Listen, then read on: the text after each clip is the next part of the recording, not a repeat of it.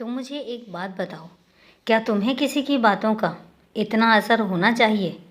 जब तुम्हें पता है कि तुम किसी की बातों को गंभीरता से नहीं लेते हो, खासकर उन बातों को जो तुम्हारे काम की नहीं हैं और जो तुम्हें नुकसान पहुंचा सकती हैं।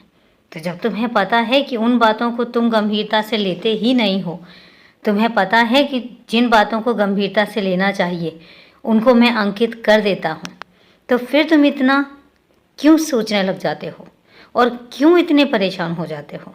कौन क्या कहता है, कौन क्या नहीं कहता है, इससे तो तुम्हें भी फ़र्क नहीं पड़ना चाहिए।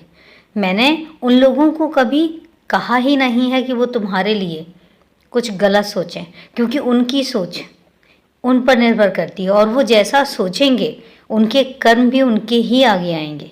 वो जैसा करेंगे, वो अगर तुम्हारे लिए छल कपट करेंगे तो यकीन मानना कि वो छल कपट पलटकर उन पर ही आएगा, तुम पर तो आँच भी नहीं आएगी, क्योंकि तुम पर तो मेरा असर है, तुम पर तो मेरी मेहरबानी है। तो जब तुम्हारे ऊपर किसी बात का असर होना ही नहीं है तो फिर तुम परेशान क्यों होते हो? क्योंकि तुम पर तो सिर्फ और सिर्फ मेरा असर होता है। इसलिए परेशान मत हुआ करो और इसलिए अपने आप को उदास मत किया करो।